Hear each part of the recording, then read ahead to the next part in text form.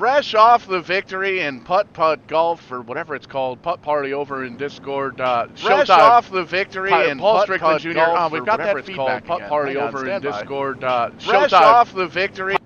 We do it live here at VidaneTV, and every once in a while we forget to push the button. But fresh off the victory. We won that one game over in the on the golf course on the back six or the front six. I don't even know how golf works. But we're back. We're doing some racing action, a little bit of heat race action to give these guys a little bit more practice in the Tulco Electric Super Late Models to cap the season off with the All-Star Showcase 250. Going to be a whole lot of fun here. Showtime, Paul Strickland Jr. in the broadcast booth, and joining me after a solid top 10 effort in the Select 75, Ashton Reiki. Ashton, how we feeling? We're really going to go with a solid top 10. I didn't even finish the race, Paul. Solid top 10. It was a lot of fun. Something that we wanted to throw kind of a curveball to these guys, and it was a lot of fun to do. Give some of the nothing against the back markers, but the back markers like myself a chance to do an extra 75 laps on a final night. And I missed the green flag here because we were too busy chatting, but they are green and coming around for the first lap. But big jump by Colton Everingham to start this race with Black, Drake, Byron, Woolridge, and Collison in this heat. Little double-header action here this evening at the Bull Ring here in Vegas. As you can see, the sun's starting to set in the desert, and we're still racing on into the evening, and everybody pretty much single file here at this point. Everybody making the show, qualifying predetermined for this race, field already set, just giving these drivers an opportunity to feel what these cars are going to do in this weather, in this setup, on this racetrack under green flag conditions. And you can see the 6 cars pretty much lined up nose to tail here, Ashton. A little bit of a stretch now for that second half of the field. They're going to get a little side by side, but everybody kind of using this as a final practice session to see what those cars are going to do here later on in the show. Yeah, that's exactly what it is, Paul, and it was kind of the same as earlier. We used the 8-lap heat race and the select race and just use it kind of to feel it out. I tried a couple different things, ended up learning a lot even just in those 8 laps, and turned it over to the 75 laps. Didn't end the way we wanted it to, but we had a good car. Oh, car around. That's going to be Brett Byron in the 22 car. Should be off the racing surface by the time the leaders get back around here. You can see coming out of turn number 4, going to cross the stripe for Colton Everingham, leading all the laps so far. You can see track is, in fact, clear. The 22 car able to get it going once again. Front 4 cars still relatively in a pack. A little bit further on back is Collison in that number 12 car. Had a good run in the Legends race here earlier on in the week. 3 laps to go, though, in the first heat race. Yeah, and that was something we saw there was Brett Byron getting to the inside and realizing what the limits were. That door seems to be open at this track, and you get down and the door is not necessarily there. You almost need a little bit more room than a car length just to make that car rotate. These cars have a little bit more power than the late model stock, so that rear end comes around real fast on you when you get on the gas if you're not easy on it.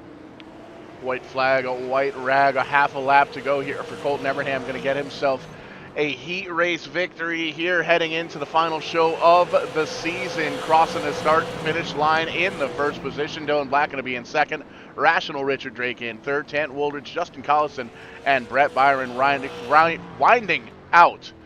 rounding out, holy moly, easy enough for me to say, the 6-car field here in heat race number 2. Gonna get 5 more and line them up here in heat race number 2, and then we'll get everybody else in that final and third heat race. Once again, got 10 laps on the board just to get everybody a little bit of extra practice to find out what that car is gonna do after a 10-lap run. A little bit of an incident earlier on in this with a 1-car spin, but relatively clean racing all the way through. Scott Negus in the 55 going to be on the pole for this one. Travis Roma, Craig Tully, Caden Tufts, and Josh Langell, the 5 cars in heat race number 2. And this is it's a good opportunity to get up with a couple of cars around you, but it's also going to be one of those things that you got to keep in the back of your mind once we get into the big show, once we get into the main event of the evening. There's going to be 3 times the amount of cars out on track. So these drivers used to the big fields all season long, and they're going to be doing a little bit of action here tonight as well.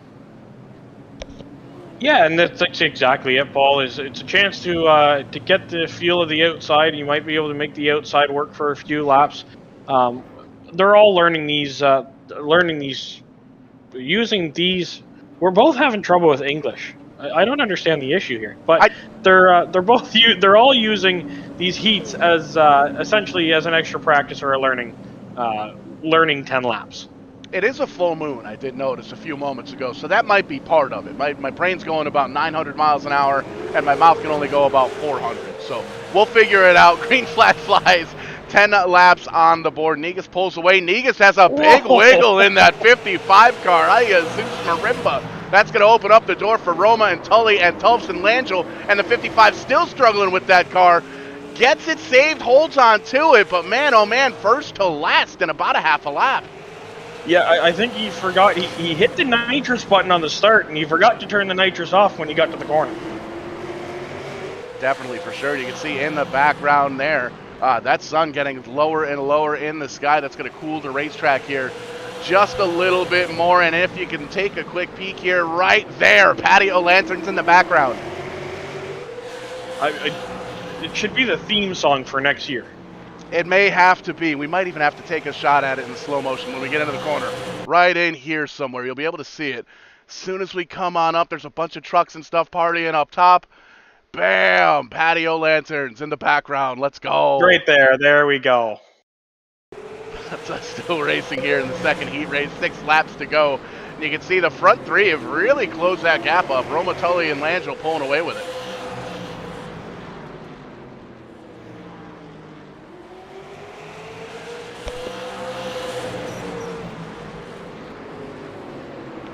Roma holding on to the lead. There you see Craig Tully in second. Josh Langell taking a peek down on the low side. The fourth car there is Caden Tufts in the 00.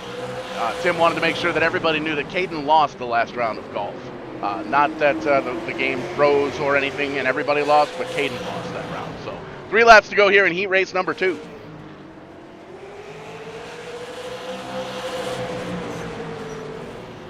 Ashton struggling with the wireless headset. Seems like the wireless headset may have come unplugged. We'll get that all squared away. Travis Roma leading with 2 laps to go, and you can see those front 3 cars bumper to bumper. Tully going to go up and give him a little bit of a nudge, drop back just a little bit.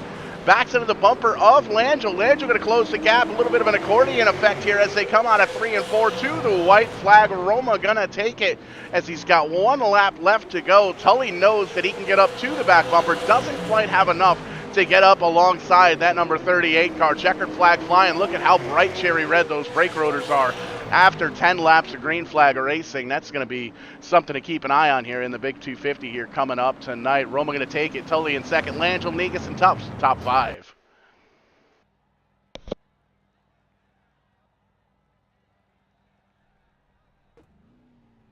And we'll line them up again here for heat race number 3. They see Chris Roma taking a pole on this one. Devin Laffin, Carson Nagy, Ryan Messer, Ryan Libby, the 5 cars in heat race number 3. Remember, everybody makes the show here tonight. Qualifying already predetermined for the All-Star Showcase here presented by Tulco Electric here in the Tulco Electric Super Late Model Series. Closing race of the season. Just giving these drivers a little bit of an opportunity to feel what this car is going to do for a green flag run. And there you can see it rolling already here, lined up 2 by 2. And we'll see if we can get Ashton hooked back up. We'll see if he got his wireless headset plugged back in. Yeah, we got it all plugged back in. I meant to do it while we were playing putt-putt and completely forgot. It was an intense couple of rounds of putt-putt. I will give you that. Yeah, it was. And we went into that last heat race there, and it said it was about to shut off. It gave me a 5-second count, and then I was gone. Well, luckily back in time for the green flag here for heat race number 3. The final 5 drivers going to be making the show here tonight for the big 250, the All-Star Showcase presented by Tulco Electric. After a solid opening event here, the Wingnut Production Select 75, pretty solid race here at the Bull Ring. This place has put on some pretty good racing here for TCM this week. Absolutely, yeah. It's been fun running this track. Not a track that I often pick when the racing is at it, but I learned a lot over the last 2 days or 3 days of racing, and it's been a lot of fun. Green flag fly once again. How about that hole shot for Chris Roma? Pulls away by a handful of car lengths over that second place, the 93 car of Carson Nagy. They get single file, as does third place. Ryan Messer going to dip on down low. It's going to be Devin Laffin there, the 5th car in line, and they are bumper to bumper as they come to the stripe after lap number 1. Roma, Nagy, Libby, Messer. Messer is one of those guys, and Laffin right behind him. Messer is one of those guys that I'm going to be watching later on in this race. I know he's sitting in fourth in his heat race and stuff like that, but we've watched him race many of these races, and he seems to be one of those guys that I don't want to say is overlooked, but with so many big names in these races that sometimes he is overlooked. VidaneTV's Iron Man, as it were, that one car. We race here on VidaneTV probably 4 nights a week, and I think Messer's at least in 3 of those leagues. Always putting on a clinic here on VidaneTV, and sometimes that gets overlooked because, you see Messer up in the top 5. Well, that's almost a regular. See that quite often. It's very seldom do we see that one car have any kind of issues, and you can see he's all over the back bumper of Ryan Libby right now in that 36 car. Or 46 car in that 3rd position, rather, with 5 laps to go, 4.5 laps to go here in the final heat race of the night. Yeah, these laps do go by really quick at this track. It's especially in these super late models. It's one of those things that you almost take for granted. You think you got a lot of time, and then you look up and there's only 20 to go or so, and you end up having to almost scramble and push the car a little harder. Right now, Roma looking in his rearview mirror. He's got about a half a second over Carson Nagy in that 2nd position, and even further on back to Ryan Libby in that 3rd position, coming to popsicle sticks. 2 laps to go here in the heat race. Good, clean racing throughout the field. Once again, these drivers just kind of utilizing this as a final practice session before the big 250 here tonight. And great racing, great night of racing here on VidaneTV. TCM putting together the double-double here for us with the Wingnut Production Select 75 and the Tulco Electric All-Star Showcase 250 here as we get the white flag, white rag, 3 and 4 for the final time for Chris Roma. Going to take that checkered flag, get himself another heat race win here in the TCM winter events. Carson Nagy 2nd, Ryan Messer in 3rd, Ryan Libby and Devin Laffin going to be the 5 drivers that round it out. And we're going to throw 60 seconds on the clock here, Ashton, and give these drivers that little bit of a last-second opportunity, last-minute opportunity, as it were, to get their final adjustments in. But it's about to be go time. Yeah, it's about to be go time. I saw a really nice pass by Messer there on that last lap. Something we're going to have to watch for was Libby almost came back with the crossover. So getting that outside line checked up a little bit more and being able to drive off the corner, if you can get up underneath the guy, it makes for a really nice pass going back the other way after you just got passed. And got to keep in mind, we are live all over the place, trying to take over the internet, as it were, as we like to do here on VidaneTV. We're live on Facebook for Tim's Corner Motorsports and VidaneTV. We're live over on the YouTube. Do a quick search for VidaneTV Live. It'll pop right up on your smart TV, your tablet, your PC, your phone, whatever you may have that YouTube app on. I think there's a lot of things you could put that YouTube app on for sure. You can get us on Twitch, Strictly94, over on the twitch.tv/Strictly94, I should say. Easier to follow the address. And we're trying to get live over on TikTok as well, but we need about 800 more followers. So shoot on over and give us a like, a subscribe, a follow on all the social media outlets, and get us out on the interwaves and out on the interwaves, webs, whatever it may be. Interwaves would be back in the day when they only had radio. That's true. Yeah, I've got the face for radio, but that's not what we're doing here. We're trying to entertain the masses with the whole TV thing. So, in any sense, I digress. Colton Evernham having himself a solid season all throughout the winter here in 23-24. Colton Evernham going to start on the pole. Travis Roma going to roll off on the outside in P2. And right behind them in the 2nd row, we've got Chris Roma in the 83. And on his outside, you're going to see Dylan Black in the 08. Craig Tully in that number 50 Tulco Electric car going to start on the inside of row number 3 in P5. Carson Nagy in the 93, he's going to roll off P6. Right behind them in row 4, you're going to have the Laker News 141 of Richard Drake. And on their outside, the guy that didn't give me a little bit of room in the last race on. Anyway, Josh Langell in the 18. VidaneTV's Iron Man, Ryan Messer in the 1 car, going to roll off P9. Tant Woldridge, he won earlier this week in the 56 car. He's going to roll off P10. And right behind them, I think we're just going to round it out. The 11th and 12th position is Scott Negus, Ryan Libby, and well, we got another one. We got Justin Collison, Caden Tufts, Devin Laffin, and Brett Byron are going to round out that field. 16 cars making the call here this evening for the All-Star Showcase 250 presented by Tulco Electric. Final race for the Tulco Electric Super Late Model Series. Saw some great racing action earlier on tonight. We're going to add a couple cars, add a couple of laps, and have ourselves one heck of a show here, lined up 2x2 all the way through, getting ready to watch that pace car take that safety left-hand turn down to the safety of pit road and get ourselves, there you see a great shot of Bubbles Bronson there in the flag stand, holding it ready, holding it steady, getting ready to throw that green flag here at the bull ring, bringing them on down. Everingham and Roma. Green flag flies, flash full flank. We're racing here at the bull ring. Yeah, wild start. They were right side by side. It almost looked like Everingham wanted a little bit higher on the track to get a little bit of traction, but nonetheless, we're green. And I was going to say Everingham will lead lap 1, but Roma will get the nose ahead and take lap 1 of this TCM All-Stars race on VidaneTV. Yeah, Chris Roma gaining 2 spots in a lap, going to be scored as the leader right now. Craig Tully going to try and take that doorway open down on the bottom side and see if he can move himself into the second position. Colton Everingham struggling just a little bit on that outside line. Not quite enough rubber build up there to get that line to work. There goes the 38 car down the bottom side. Richard Drake going to take the spot as well.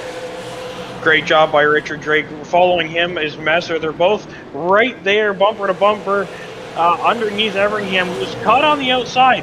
The 93, I know a close teammate. I was just going to say we'll probably give him the space to get back down, get back into a rhythm.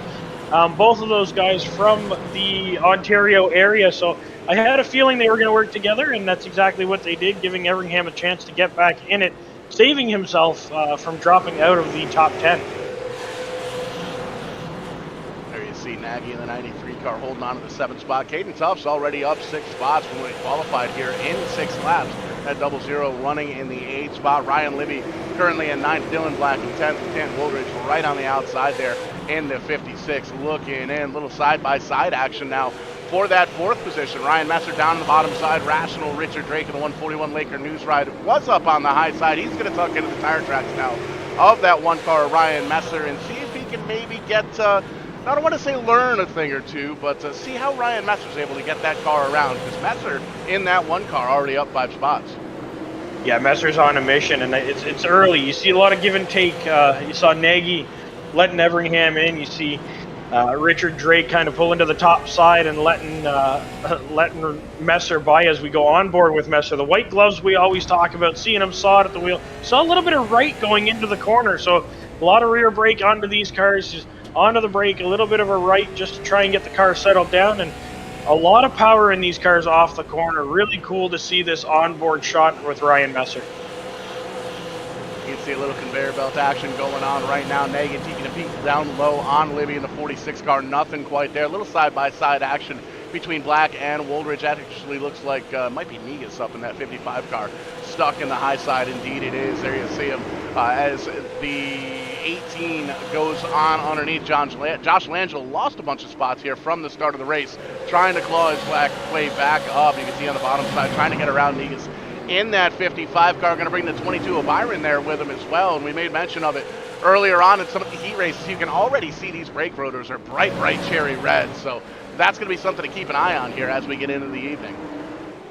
Yeah, they seem to be using a lot more brake than what we were doing in the Wingnut Productions late models.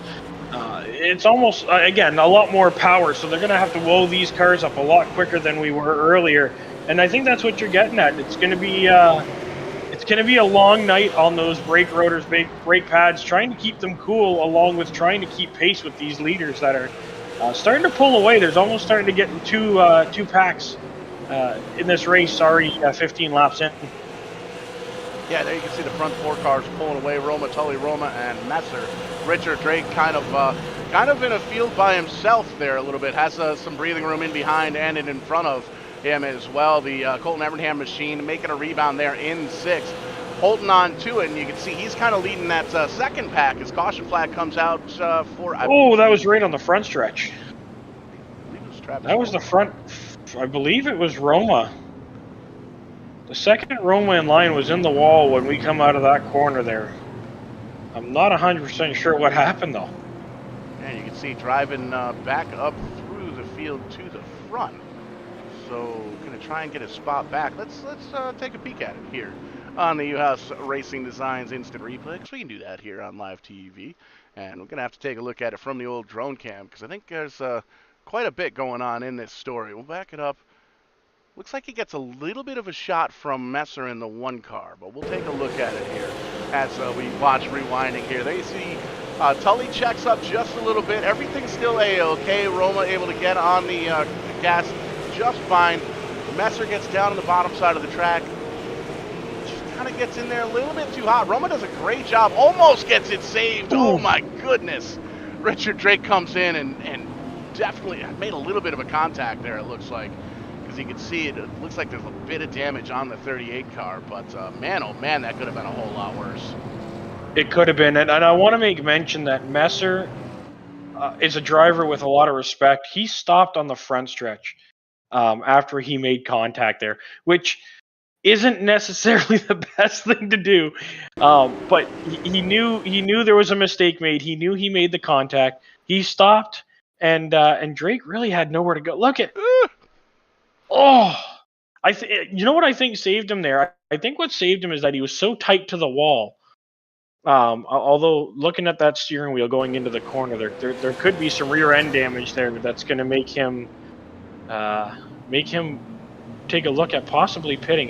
Did he come down pit road, Paul? No, a couple of drivers did. Richard Drake stayed out, and he's confident enough in that car because he's on the inside of row number 3. So Craig Tully going to be the leader with this restart. Nope, just kidding. Tully's on the outside there.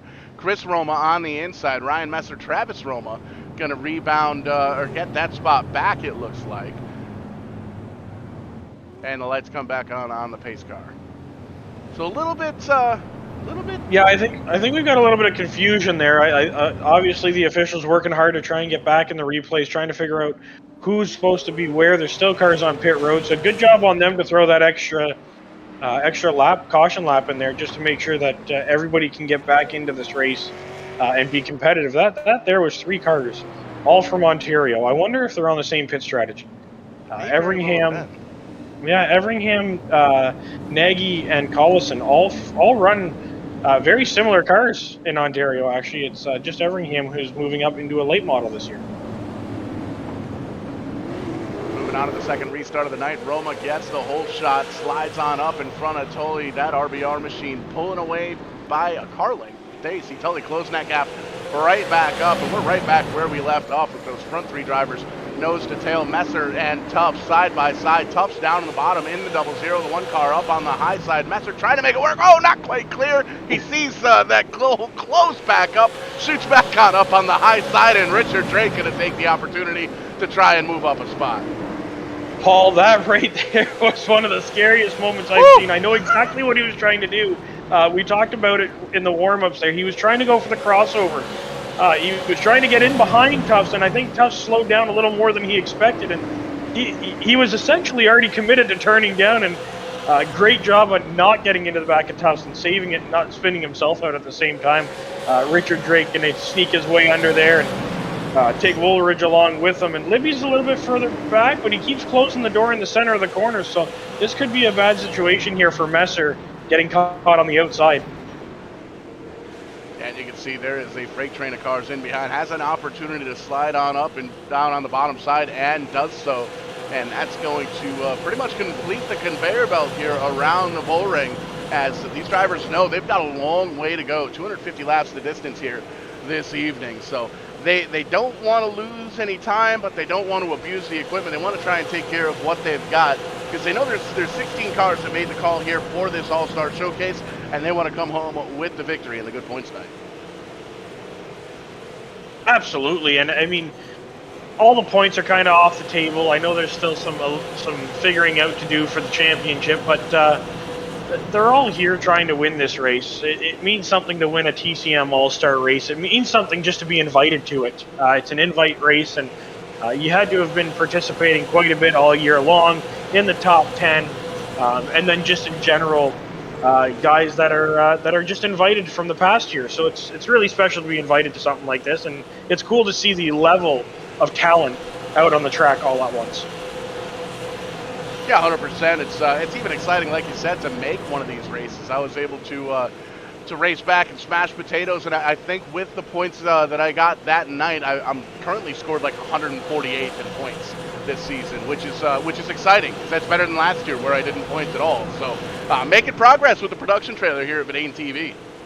Yeah, I think we said something about we're going to make a 148th place sign. Yeah, oh, absolutely. We'll hang it up here in the VidaneTV HQ, up in the new studio, Barn 54 Studios, as it were, and have a little hardware to show off. And we'll make it LED and bright, and Tim will wonder where the heck it came from. That's what it's all about. Roma still holding on to the lead right now. You can see the sun has set here at the Bull Ring in Las Vegas, so that sun glare no longer an issue. As you can tell, these drivers kind of struggling with it a little bit earlier on in practice and in the heat races as well, kind of getting into those corners and having that blinding sun glare come in through the windshield from behind the bleachers. A little bit makes it tough to see, makes it tough to concentrate getting around here, but no longer something that these guys have to worry about as we work lap number 36. Roma holding on to about a 4-car length lead over Craig Tully, and Travis Roma, Caden Tufts, Richard Drake, the top 5 as they run. And just taking a peek here up and down that scoring pylon, it looks like that 00 is the biggest mover of the race so far. Qualified 14th, currently running in 4th. Yeah, he moved up really quickly, and I like the composure. He's a young driver, and he's learning a lot every time he's out on this racetrack. And he reeled everybody in, got up into a position he felt comfortable, and now he's kind of just set pace. He's not pushing the corners. He's not overdriving the car. Nice wide arcs in. Nice. He's not overdriving. As we'll go on board with him. Same thing as we saw earlier. A little bit of tire squeal there, but he'll just adjust the brakes for that and then back it up. But a little right hand, a little left hand, and nice, easy on the throttle out of the corner, not burning up the equipment. And he's in it for the long race now. We're only 40 laps in. Still 210 laps to go.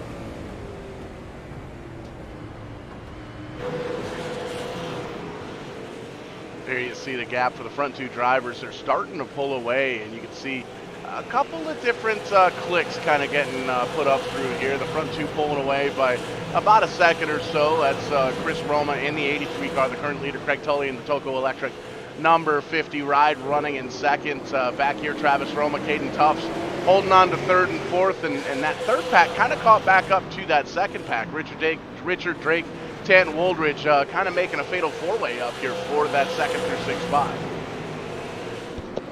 Yeah, these guys are going to start getting a rhythm and going to start trying to find a little bit faster line, and you see that in Tanton Woldridge. She's rolling the center a little faster than the 141 is right now, and having to kind of check up in the center as we go on boards. The bright orange gloves. Orange is not something we see too often, so it's nice to see a little bit of different colors. Still nice and bright for the fans to see.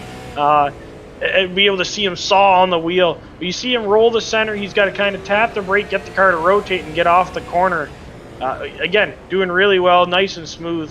Another young driver learning every time he's out on the track.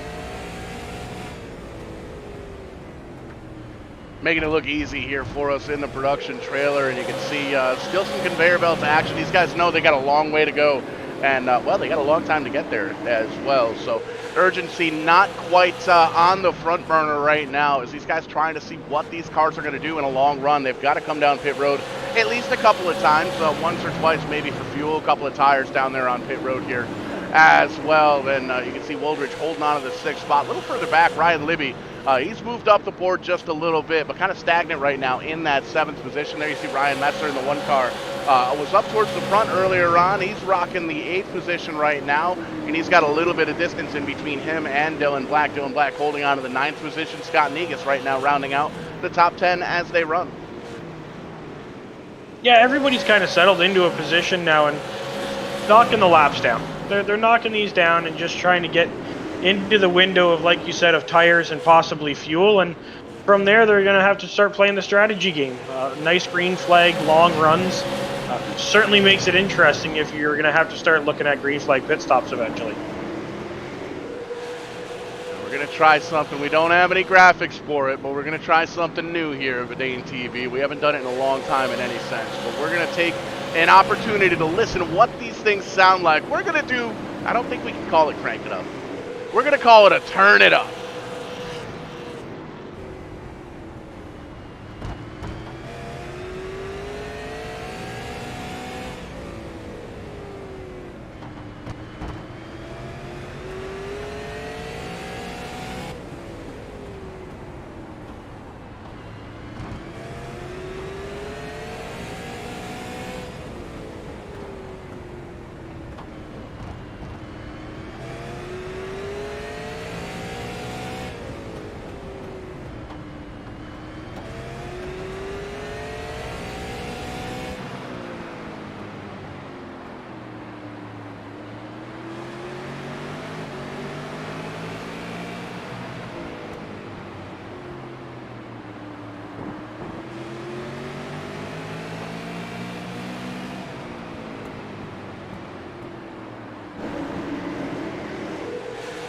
methodical pace around the bull ring here in Las Vegas, and you can tell these drivers are full concentration mode getting around this place, working lap number 56 here, taking a look at the 56 car. Tan Woolridge currently just one spot outside the top 5, running in 6th, trying to chase down Richard Drake there. He's got that 5th position, but Tan's got a full mirror full of that 46 car. Ryan Libby trying to make his way into the top 5 as well.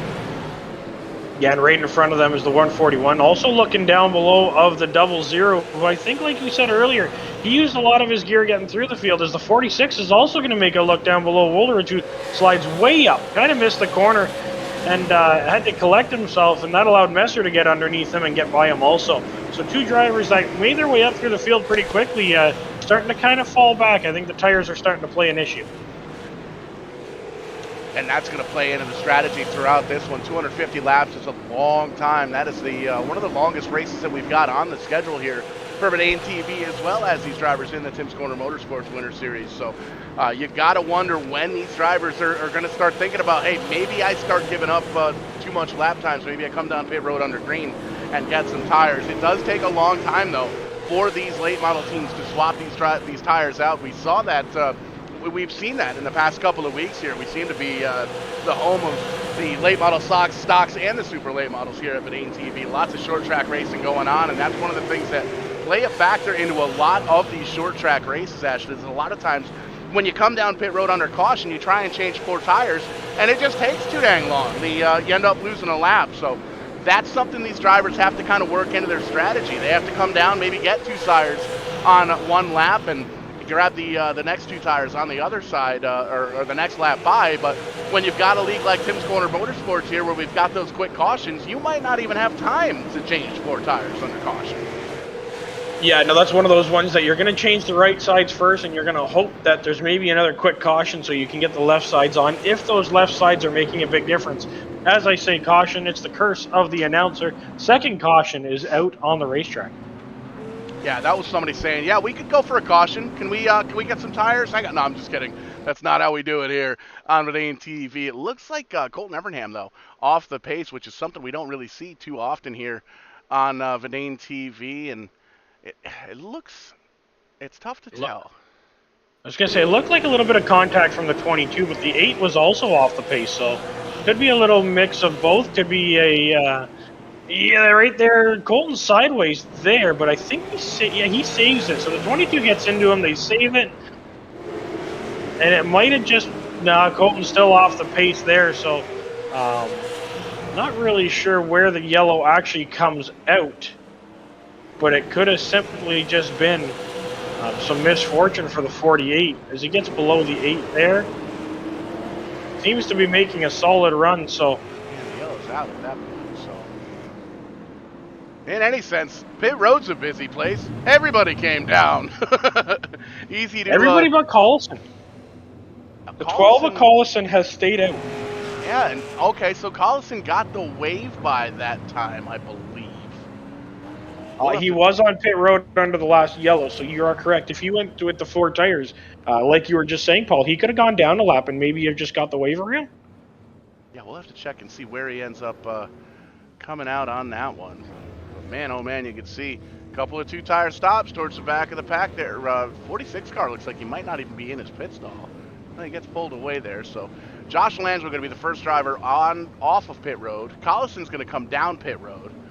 So I think he just wanted to get himself a lap led. Looks like Caden Tuff's going to come off in 2nd. Brett Byron 3rd. Richard Drake 4th. Ryan Libby 5th. But we'll wait for these guys to cycle back around the scoring pylon, and we'll make sure all the important numbers are taken care of by the system here. We'll see what everything kind of comes through here. But it looks like Josh Langel's going to circle around here with the lead. And that's I don't want to say a bold move this early on in the race, but he could be learning something for later on. They're going to have to go through, I assume, another cycle of tires and another cycle of fuel. So if his strategy plays out that he can hold the lead for the next 40 laps, you might see that strategy come into play again. And at the same time, you'll be seeing the crew chiefs and the crew saying, hey, the 18 only took this and this, so we're going to have to try it later on if it ends up working out. And you can see the lights still on atop the iRacing pace car, but everybody's still lined up 2 by 2 in behind. They want to get rocking and rolling once again here and take that green flag. So we should get the 1 to go this time by from that iRacing pace car. Indeed we do. Lights out on that pace car. You can see the flash bulbs still going off in the crowd here. Got to thank everybody for tuning in once again to VidaneTV's coverage of the Tim's Corner Motorsports double here tonight. Kick things off with the Wingnut Production Select 75, and now we're rolling right on into the 250 lap feature, the All-Star Showcase presented by Tulco Electric with the Tulco Electric Super Late Model Series. Getting that restart on lap number 71. Langell down the bottom side, tough stuff top, green flag flies. Great restart by the 18 there, and Tufts tried to keep pace with him, was able to sneak in front of the 22 of Byron and get down to the bottom. It looks like a crossover down the backstretch. He's to the inside of the 18. He slides up, gives 18 a little bit of a nudge, and they're still side by side going into 1. Brett Byron diving on in as well, sees that they're side by side up in front. He's one of the only drivers that's single file right now because Ryan Libby, Richard Drake, they are side by side. They were side by side for a second. Brett Byron going to go in and muscle his way into that second spot. Go up there, give a little bit of a nudge to the 18 car, drift on up a little bit. That's going to open the door for Libby as well. Here comes the 46. And Libby's got a whole line behind him that's going to follow him through, so the 22 better hope he sticks it to the bottom and keeps that door closed, because if he gets caught up to the top there, just like the 18, he's going to have to fight his way back to the bottom, and it's not always the easiest thing to do. Tufts, Byron, Libby, the top 3 right now. Richard Drake in 4th. Langell dropping all the way back to 5th. Roma 6th and 7th. Messer, Tully, Nagy, the top 10 as they run. We're working lap 75 here, and you can see the 22 car has gotten everything kind of sorted out. He was tucked into the tire tracks for the 00 for a few laps there, but now he's going to try and take a peek down low, see if he can get a little bit of air on that nose and try and get some grip, all in the while having that 46 car lurking in the rearview mirror. Yeah, that's a car that I'd look in the rearview mirror and be a little bit worried about. I'd have to start running my own line and not worry about what's ahead of me, but worry more about making sure I stick that car to the bottom, because you see him slide up right there, and Libby closes the gap even more. The 22 slides it in there, makes it stick. That was impressive. I thought he was going to slide up the track and open the door for Libby there, but very well done to make it stick. Those fresh tires are paying off. And that's going to be something once again, once we get a little bit further on into a run, the tires start to wear, the times start to dwindle just a little bit. You can see the 22 car gaining a bit of ground there on the 00, drops back though on corner exit. Ryan Libby there in 3rd. He's able to really close up the gap between 2nd and 3rd. They're starting to pull away just a little bit from Richard Drake. You can see about 5 car lengths back from the 141 Laker News Rise. Libby though going to take a peek down below. That might be an opportunity for Drake to close the picture. Absolutely. I was just going to say the 2 guys that are loving this battle are the leader in the 00 and the 141, watching these guys use up their equipment, and they're just saying, guys, keep going, keep at it, keep fighting each other, because they're sitting there waiting for 40 laps down the road where they can just drive right on by them. But very well done by Libby. A nice concentrated pass. He waited, and waited for his opportunity. When the door did slide open, the 22 slid up, and the 46 took full advantage of it. Going to have to keep in mind here as well, a lot of these front runners only took 2 tires on that last caution, under that or that last pit stop rather, under that last caution. So how long is that those left side tires going to hold up, and is there going to be any kind of point where anybody with 4 tires is going to start being a little bit quicker? As we work lap number 84. Tufts still holding on to the lead. Libby back up into 2nd now, and he's got about 3/10. He's going to try and close up on that leader. Absolutely, and the first guy that took those 4 tires is watching all of these guys at the pace that they're going, and he's telling himself to just be patient. And when you've got a helmet on, Paul, I mean, we both had the helmet on in real life. It's difficult to tell yourself to be patient when you're sitting in a race car. Oh, absolutely, and that goes for any aspect of racing, whether it's driving the car, working on the car, recording the car with a camcorder over there in turn 1, or camera. I don't think anybody uses camcorders anymore. It's literally the current year, but showing my age there just a little bit. But in any sense, you're absolutely right. When there's race fumes in the air and big loud engines, and even when there's simulated engine sounds, you know, it kind of throws the psyche through a loop a little bit. You want to go, but sometimes you got to wait. You got to wait for that car to come into you. You got to wait for those tires to get just right. You have to wait for the track surface. All this stuff these drivers have to think about, and it makes me glad I'm up here in the production booth because I don't have to think about any of that stuff. I was going to say, no, we've got air conditioning and TV screens, but I think right now we both have the heat on. Yeah, air conditioning. Screen. What are you talking? It's cold. Yeah. What is it? What event are you doing next again with Tim that I can tell him he's got to bring you a camcorder to use? The Winter Nationals here coming up in a couple of weeks' time. Going to be heading down to Florida. Gonna be fun. Gonna be meeting a handful of the guys from north of the wall coming down to race some Legends cars here in Florida. So that's gonna be a lot of fun. Looking forward to that. Looking forward to having another opportunity to work with the real race car stuff. It's a lot of fun. This VidaneTV and the sim racing world's really opened a lot of doors, opportunities, and things like that in the real racing world. So. Very thankful for that, for all the fans tuning in each and every week as well. And if anybody's out there that wants to try something like this, wants to try a little commentary, get in touch with us here at VidaneTV, slide in our DMs, and we'll definitely try some of that. We'll even teach how to use a camcorder. Absolutely, we can teach you a lot of things up in these in this production booth, in the production truck. It's something I never thought I'd be doing, and after a few races, you and I really started working on things, and then we met in New Hampshire, and it all just seemed to fall into place. I love doing it with you. I appreciate you having me on for this season again. I know we have a lot of other races we're going to announce together, but we're 95 laps into this last one for the TCM season, and it's been nothing but a blast. Yeah, I'll never forget that trip up to New Hampshire. You and Tim surprised me coming down halfway through the weekend to hang out and do some Legends car racing. And I think it was Saturday, Sunday. I'm 45 feet up in this cherry picker. The wind's blowing a gale, all sorts of stuff, rocking back and forth trying to run a camera. And there's Ashton on the ground with a box of pizza. Hey, you want a slice? Yeah. How am I supposed to come down and get it? Yeah. I chose to take a picture of you instead of actually trying to find a way to get you pizza. It worked out well. New Tinder profile picture unlocked.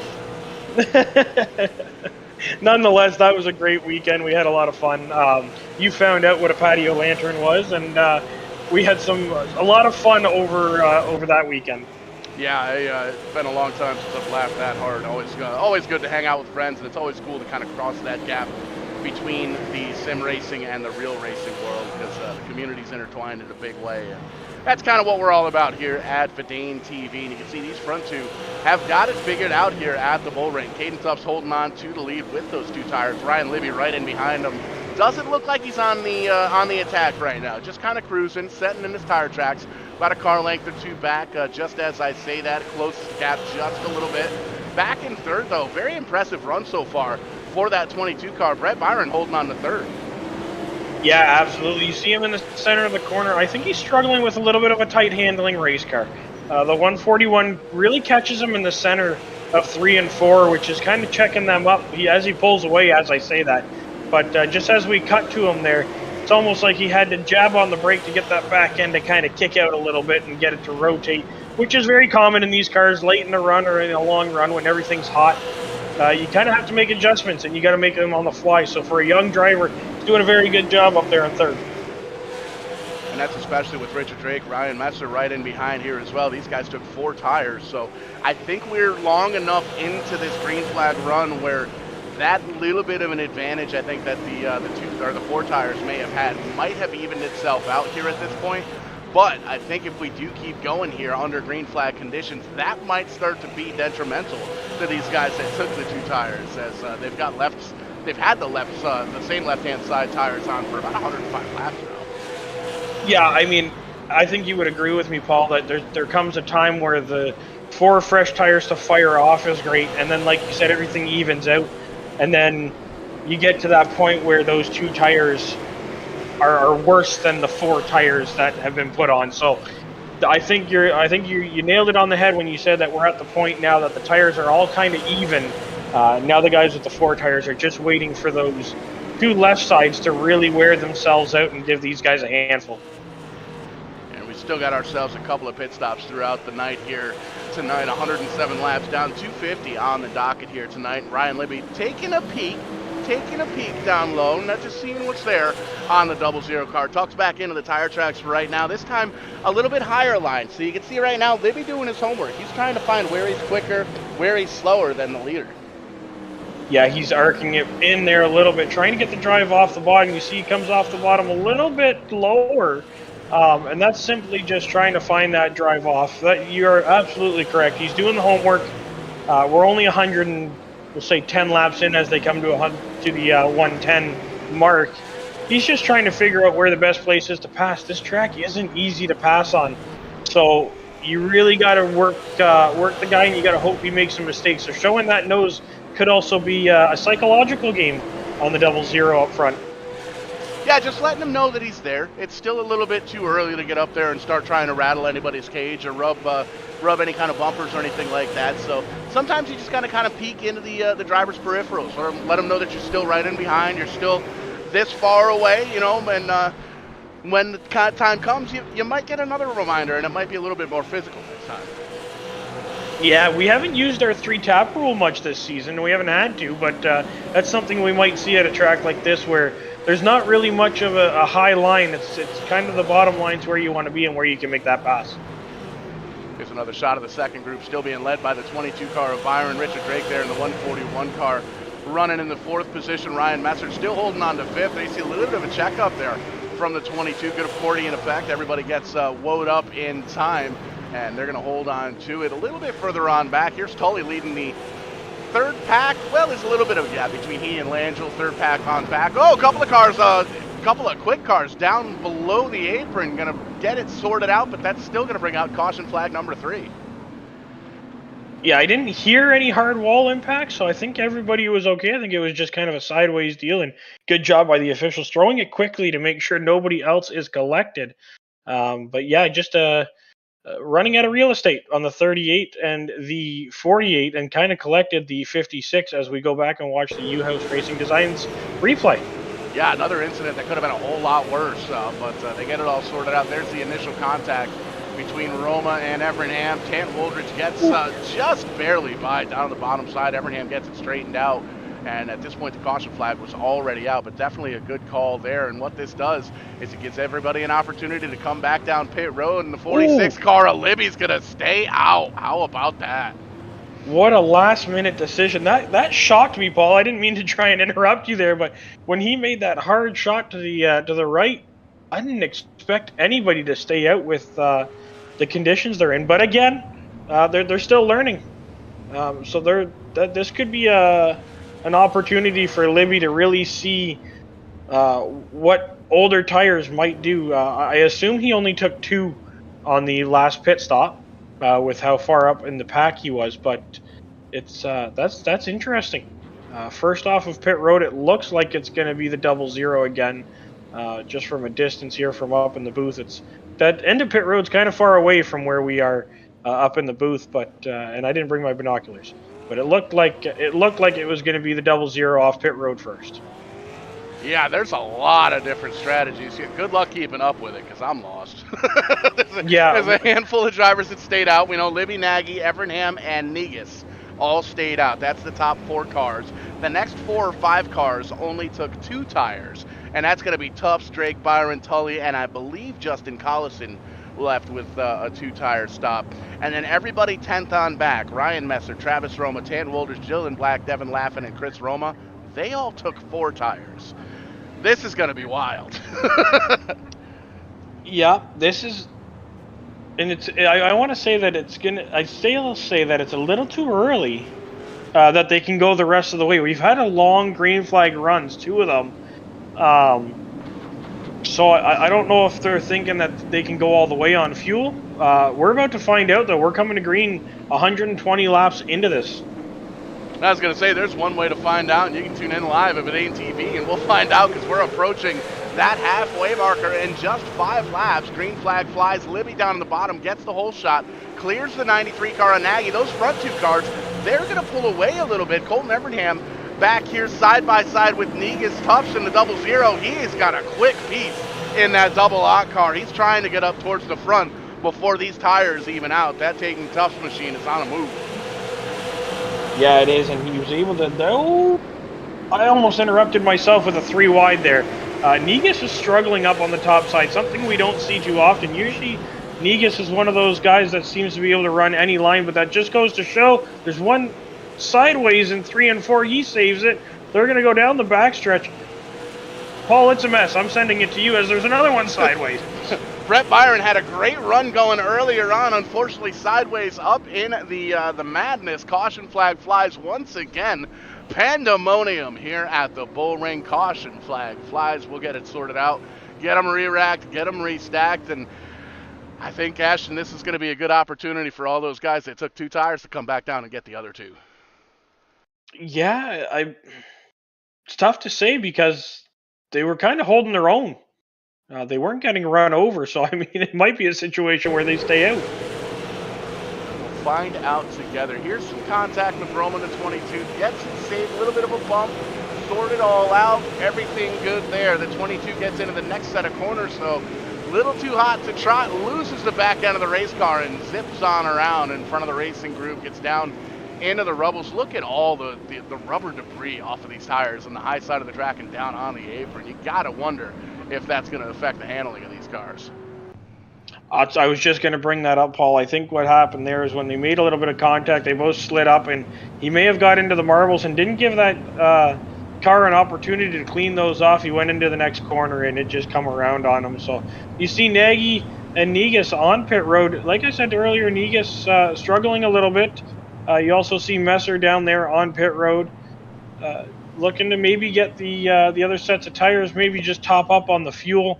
Some of these guys could be looking to try and make it all the way. Brett Byron down there. I don't see the car being jacked up. There it goes. So he's gonna get the car jacked up, take some tires, see if he can't figure out if maybe something went wrong with that car. But he's down and away. So is Negus coming off of pit road. This is gonna make things interesting also, because if those guys took their last set of tires, there's still over half a race to go here. Or just under half a race to go. Math is difficult. Indeed, it's got the one to go, though.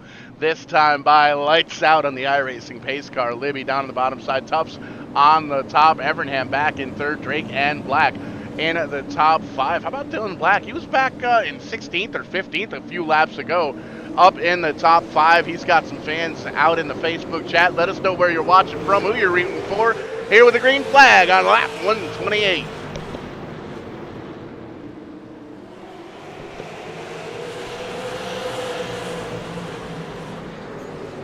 Libby pulling away for about a half a lap as that side-by-side battle pulls right back up to his back door. Side-by-side, Evernham down on the bottom side. Tufts stuck on the high side. Collison in the 12 car has had an up and down day. Back further on in the second half of the top 10. Back up in the top 5 now.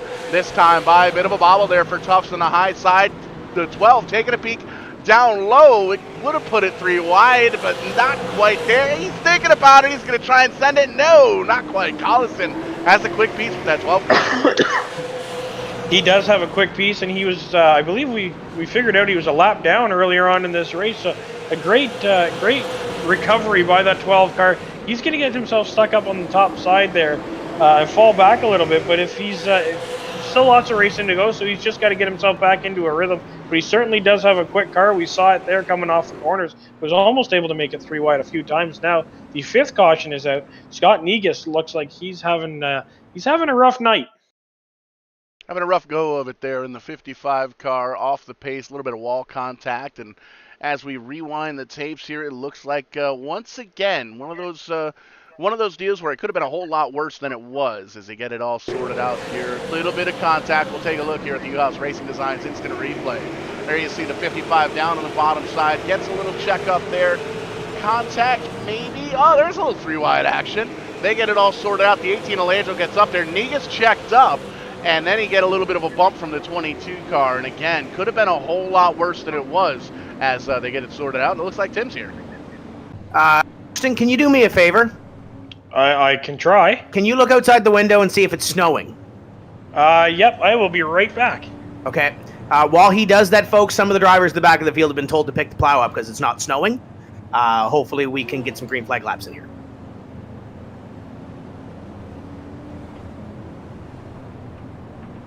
Yeah, it's not snowing.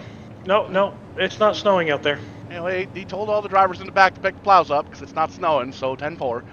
Right, yeah, and I figured that's what he was getting at, but I just wanted to make sure because we have a sign install to do tomorrow, and none of us saw snow in the forecast. So Yeah, it was actually relatively pleasant here when I woke up when I woke up this afternoon. Yesterday I woke up and it was 2 more inches of snow on the ground, and today I woke up and it was all gone. It was pretty nice. isn't that great? I mean, we get that quite often here. We were up at one point. We were up at again, I say this in Celsius. And you can do the conversion yourself because you're from the United States. But it was 4 degrees Celsius here. Degrees, carry the 1. That's friggin' cold, bud. Well, yes, but it's warm for January. Yeah, I don't know. I'm excited to get on a jet and jump on down to Florida next month for 10 days. Next week for 10 days. That doesn't even math. That's a long night here for VidaneTV. I'm telling you, Libby down to the bottom side, Tufts up top, green flag flying once again, racing here at the Bull Ring. Evernham back up into the top 5, has that podium spot right now. He's trying to make a 3-way dance for this lead. Absolutely, and still the 2-car battle, 3-car battle behind them as they're slowly starting to get it sorted out. Single file, the 6th caution is going to come out. Yellow. Cautions breed cautions. Let's see what we got here. Caution flag number 5. Caution Number flag 5. number 5. Mumbo number 5.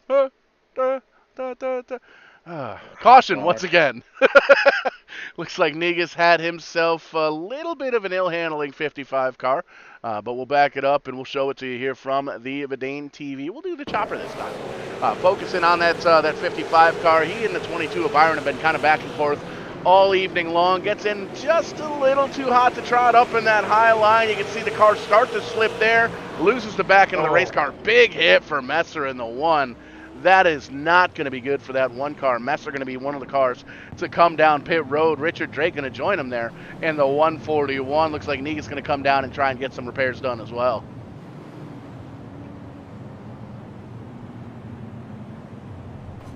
Second place driver Ryan Libby having some issues there. The car just turned left. Wonder if the wheel came disconnected or something along those lines. And, well, it disconnect. Yeah, see you later. That's a rough one, especially when he was having the race he was having. He had a really solid car. It's tough to see Ryan Libby. The wheel disconnects and then the computer just probably shut down on him. That's a tough one. Like I said, he was doing really good in this race. Yeah, just like you've got electrical demons in the real race cars, you've got them here on iRacing. That could have been anything from a power outage. You know, we got a little rain and wind here in southern New England. I believe Libby's up from around this area. But in any sense, new second place car here as well. He's been up front most of the night. Evernham down on the bottom side, up on the high side rather. Down on the bottom is going to be Tufts. Green flag flying once again on lap 142. Yeah, you can see Evernham trying to get that timed. He got an extra spin of the tires there, trying to keep them hot coming to the... And we're out with our 7th caution. Paul, cautions breed cautions is one thing, but this is just a really tough night for some of these drivers that we rarely see get multiple cautions in their name. Yeah, we had a heck of a long green flag run to kick things off earlier on, and just trying to take a peek here.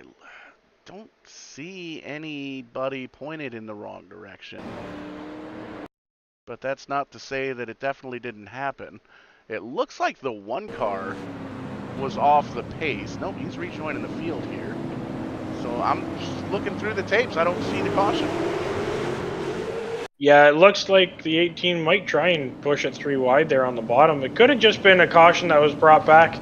That could have been called back for the 48 being too far ahead, like he is again on this restart. They're probably trying to tell him to whoa up and get beside the 00.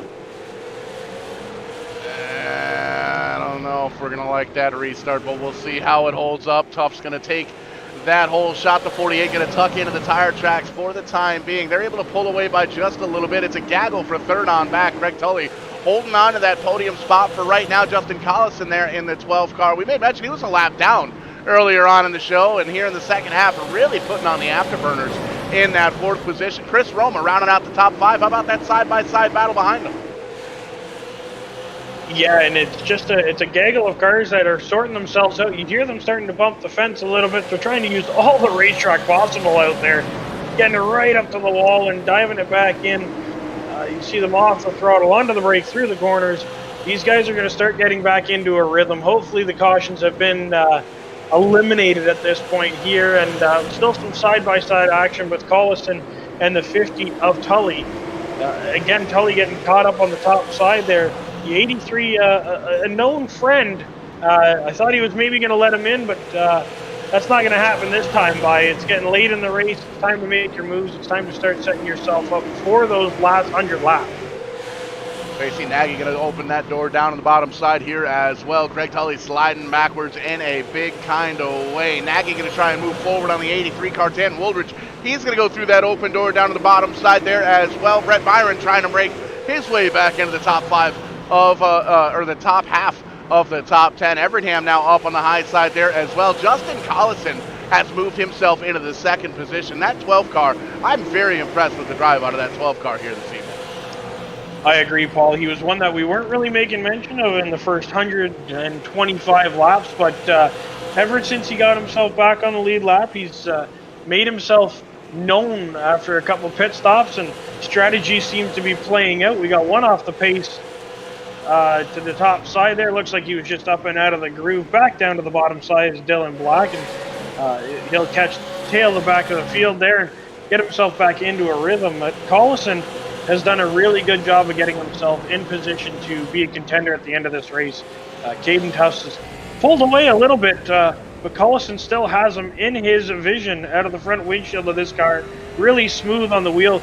Not as much, I was about to say not as much right side turning as some of the other guys we saw, but as you see coming out of the straightaway, the back end kicks out a little bit of a right, a little bit of a left, and nice coast through the corner, easy onto the throttle, and straight down the straightaway.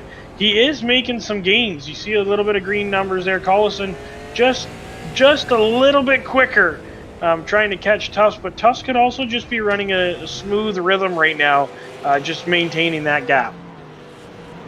Yeah, almost identical times for the front 2 drivers. As you can see, they are very, very close on the racetrack. Chris Roma, a little side-by-side action now as Evernham's down on the bottom side in that 48 car.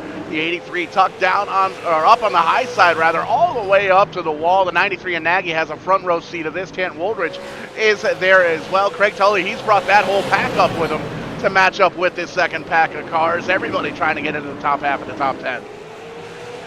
Yeah, now's kind of the opportunity that they're looking at. We're under 100 laps here. Although there's probably going to be at least another caution and maybe another cycle of tires, you want to position yourself to be able to use the strategy that you've worked on this whole race. You want to be able to put that into play with this short of amount of time left in a 250 lap race. You can see on the scoring pylon last lap time by everybody right around the 14.6s up in the top 5. A little bit slower from 5th on back. As you can see, there's some side-by-side calamity going on here. Best lap times just a little bit quicker, about 0.3 of a second quicker. So something to keep an eye on here. We've got less than 100 laps to go. We've got less than 90 laps to go, 88 laps to go to be exact here at the Bull Ring. Do these guys have another set of tire down on pit road, and do you risk the track position to come down and get them? That's all part of the strategy, Paul, and it also comes down to fuel. I'm not sure what these cars were holding for fuel, but with that yellow out, this is it. This is the time to see what's going to happen. That's Nagy and Woolridge down on the bottom, seem to be collected in that one, so we'll have to go back to the U-House Racing Designs replay, see exactly what happened between those two guys that I believe were up at least in the top 10, possibly even in the top 5. Yeah, they were quick cars in any sense. They're going to be restarting from the back of the pack here, and that's a good opportunity to, I mean, at that point, you may as well come down to the road, get the car worked on, get some tires. Here you see Evernham leading this triple threat battle here. The 93 car there in the middle, and the blue car of Tan Woolridge. You see everything A-OK here. Everything's still single file. 93 gets in a little too hot to trot, gets a bump, checks up. Tan Woolridge gets into the back bumper, spins him on around. Could have been a whole lot worse. Could have been some bigger contact there. Doesn't look like either driver hit the wall, so that's definitely good news. And just in time to come back to the live shot, it looks like everybody's coming down. Yeah, we said that last time, and Libby dove out to the right. There's Richard there, Drake. so He stayed out. Richard Drake is going to be the man that puts the question mark in every strategy that we tried to figure out before this show came on. So the 141 stays out, the 50 car stays out, the 18 of Langell, the 83 of Roma. No, did Roma stay out? Nope, Roma's down on pit road. 4 drivers stay out. Drake, Tully, Langell, and Blake. Yeah, it's black. Sorry, I thought that was Tully out there, but it's Roma out there, but it's the 08 machine of black. So those top 4 drivers, it'll be interesting. It'll be interesting to see how quickly Tufts gobbles them up. We know Tufts has a really fast machine tonight. He's been up on the wheel, he's been making moves, and he's been really consistent on the bottom of the track. So the guys racing the pace car off pit road as the lights are still on. I saw them doubled up. I thought they were coming to 1 to go here. They just seem to double up really quickly. They know how the race director likes it. They know he likes to pick up the pace and cut it down to 1 to go and get these guys back under green flag. Oh, these drivers want to race. They're lined up 2 by 2. They're ready to rock and or roll. You heard it a lap ago on pit road. Everybody jacked up on the right sides. Left sides gets jacked up. And then you hear it all the way down pit road. Brem, brem, brem. Telling the pit crew to hurry the heck up.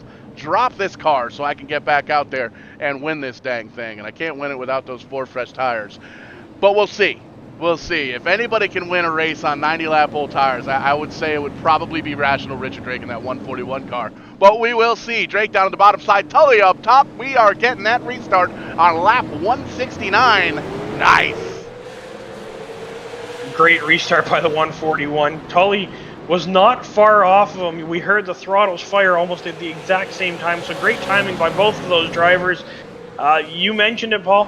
If it's somebody that's going to, there's a contact with the 00 and the 18.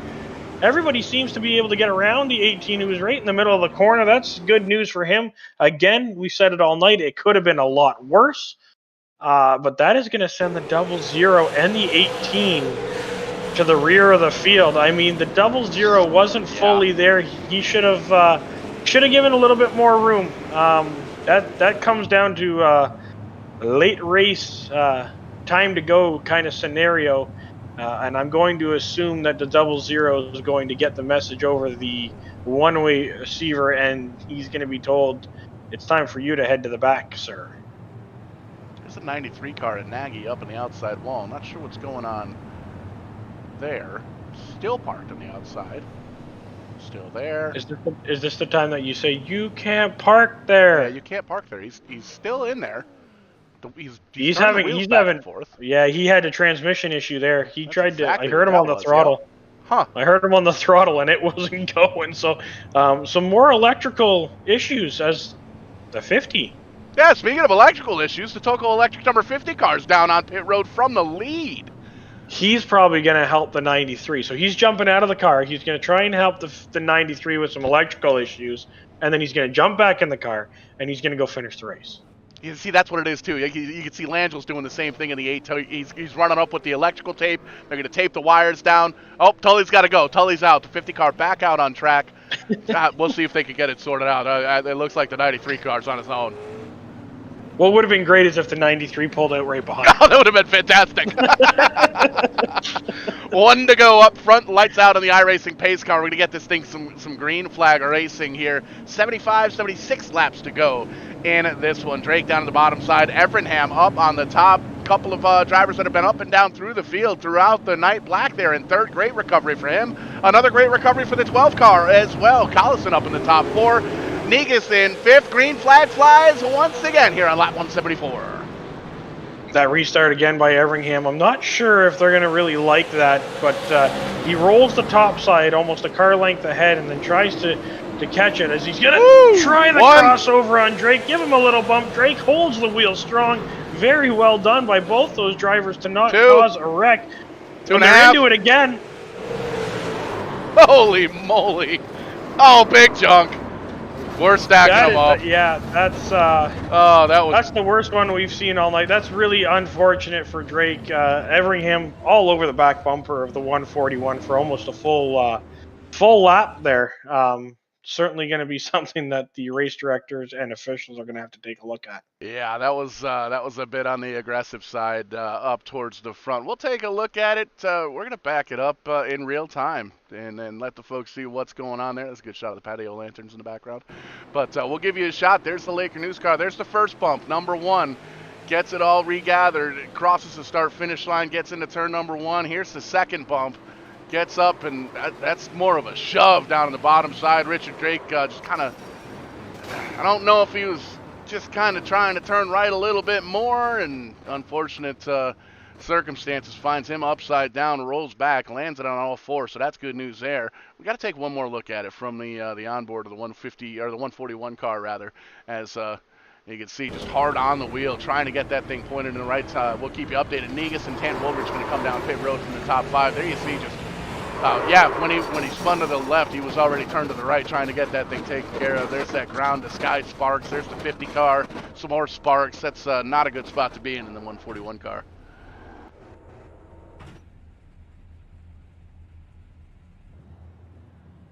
So Drake down on pit road, Tanton, Woolridge, Negus, and Nagy all down on pit road as well. Looks like the 93 car still trying to get those electrical demons worked on that 93 car. We're rejoining the leader up front. Going to be Everingham for the time being. We'll see if there's any kind of repercussions there for the 48 car, because that was a bit on the aggressive side. We'll definitely say that. The 08 car of Black, Dylan Black in second. Brett Byron holding on to third. That 22 car pretty strong here tonight at the bull ring. And there you see the 48 car. Looks like he may be pulling over. Indeed he is. So the 48 going to take the tap on that one. That's going to hand the lead over to Dylan Black, and that's going to make the crowd over on Facebook go wild, because we know Dylan Black's got a lot of fans in that 08 car. So it's going to be Dylan Black up front, Brett Byron in second, Roma 3 and 4, Caden Tufts rounding out the top 5.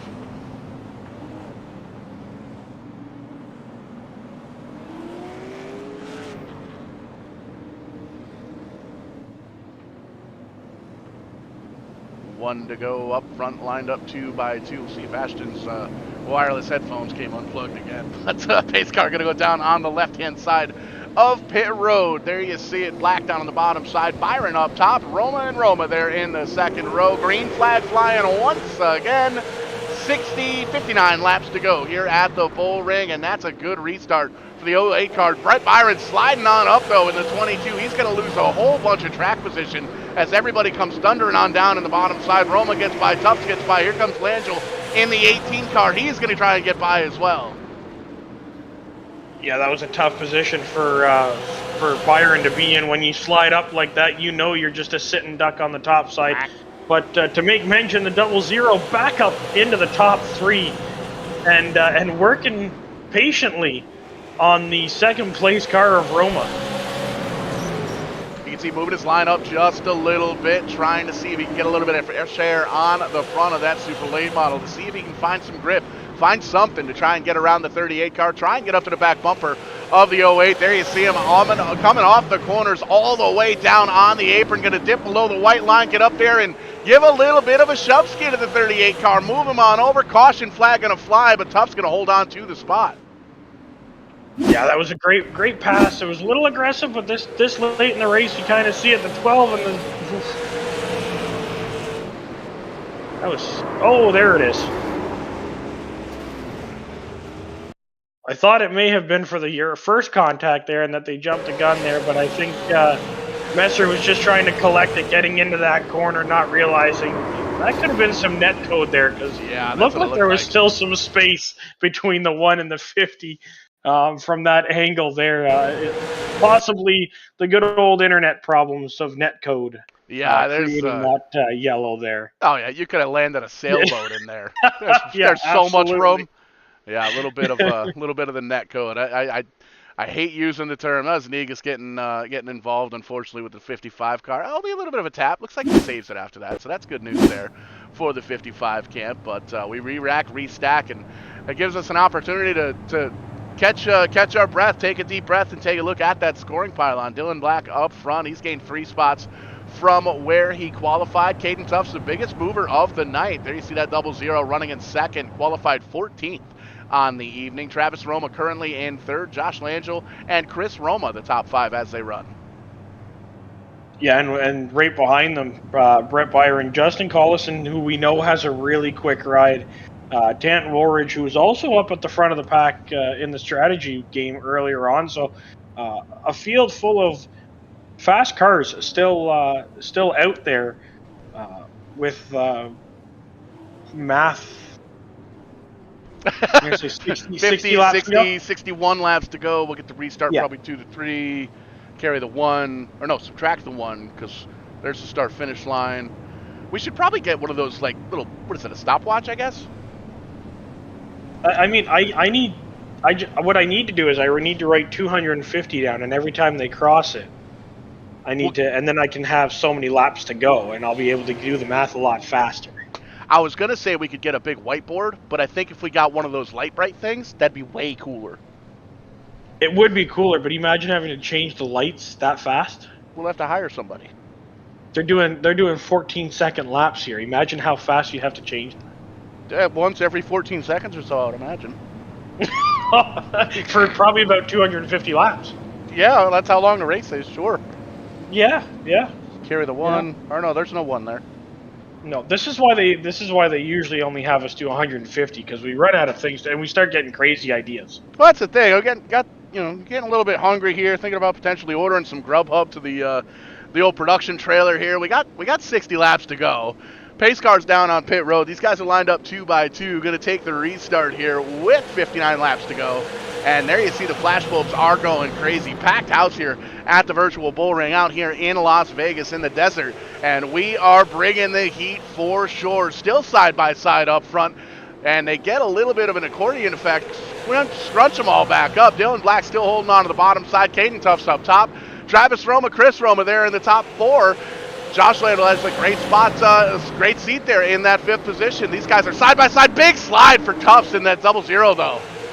I was just about to say I hadn't seen anybody get that aggressive on the high side this whole race and make it work. And he was making it work there, but as you can see, you just get into the corner that little bit too hot and it gets really loose.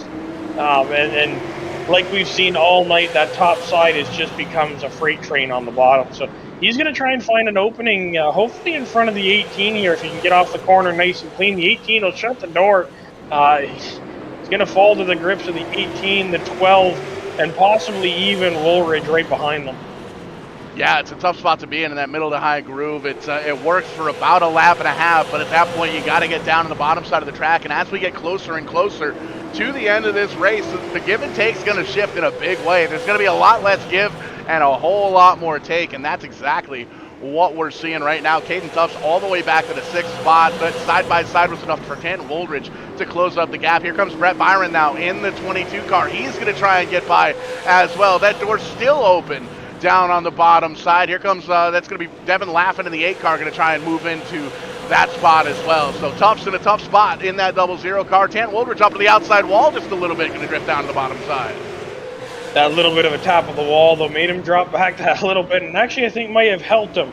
Although you never want to get into the wall, that's a situation there that had him lose a little bit of momentum, and he was able to sneak back behind the 22. If he can kind of get some of the heat out of those tires and cool them down a little bit, get himself back into the rhythm. We also know that he has a really fast race car, so he'll work his way back up to the front. The 22 leaves the door open. I'm going to say this is the beginning of his charge back up to the front as he gets super loose right off the bottom of that corner.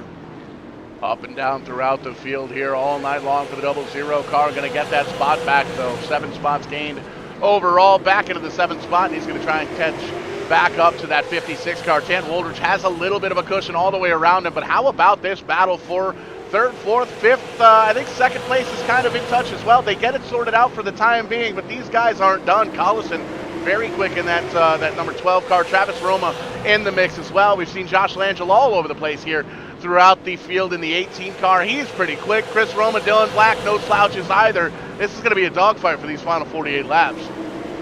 Yeah, and I think they're out of tires and they have enough fuel to get to the end now, so all the strategy is out the window. At this point now, it's up to the driver. The crews have done everything they possibly can. they're all standing up on the walls, up on the boxes, and they're pretty much saying, driver, please bring it home in one piece and put it in victory lane. Right now, Dylan Black is the one that's taking care of that, but there's still 45 laps to go. Got himself a bit of a gap, 3.5 tenths, almost 4 tenths of a second over Chris Roma there in that second position. Josh Langell right on the back bumper for him. He's got a little breathing room in behind him, though, to Justin Collison. But that's not to say much. That 12 car, we've watched him march through the field 2-3 times so far here tonight. Very quick in that number 12 car. Tant Woldridge, another quick driver in that 56 car. Caden Tufts trying to make his way back into the top 5 after getting stuck on that high side. He's currently in 7th. Brett Byron here in 8th. Tully and Laffin going to be the top 10 as they run, working lap 207 as they cross the stripe here tonight. And we've got one of those long green flag runs. You made mention that everybody's got enough fuel to make it to the end. There's no more tires down on pit road. Now it's all about how much did you conserve and do you have anything left for the final closing laps. Yeah, those guys that took those late race tires are the ones that you're going to have to be watching. A little bit of a mix-up there by the 08. It's going to open the door for the 03, who's going to drive right on by. I'm not sure if the 08 just got really loose on the entry of the corner, but he's dropping back quite a bit, so that could also be a situation with a ill-handling race car. As long as he gets back into a rhythm, he might still have an opportunity at a decent finish and a podium finish. Yes, the new leader, the 83 car, Josh Langell, slides up to second. Black back here to third. It looks like he got it back up. Just heard somebody explode, and there you see a couple of cars sideways. Caution flag flies, and Caden Tufts is in trouble. Yeah, and he doesn't look too pleased. He kind of drove back down to show the displeasure to the 12 car, so I'm not really sure what happened there, but we'll go back to the U-House Racing Designs replay and figure out what the calamity is all about. Yeah, I heard that dreaded double bang, and usually that happens when somebody expires their motor. So we'll see if we can catch that on the old limp cam here for the U-House Racing Designs instant replay. There you see Collison in the high side. Tufts down on the bottom. There's Woldridge in the blue car. Brett Byron in the 22. There's a little bit of contact. 22 and 12, everything good. 12 car gets a shove, gets a big shove from Brett Byron in the 22. Sends the 00 on a round. I guess that was what we heard in that contact, and 00 waving to the 12 car, it looked like, with all of his fingers. Maybe we'll see, but yeah, I don't think he realized, Paul, that the 22 shoved the 12 into him, and that it was not the 12's fault on that one. Yeah, that's I'm sure that message will get relayed from the crews. There you see the 22 just gets there's the initial contact with the 12, a little bit of a tap. 22 just gets in there hot, doesn't seem to let off at all. Sends the 12 up into the 00, and that, yeah, exactly as you said, we saw that a little bit of a shot there. 00 not realizing that wasn't really much the 12 could do, but they'll get that all sorted out. Some takers down on pit road. Dylan Black down there going to lead the charge. Ryan Messer, Scott Negus, Justin Collison down here as well.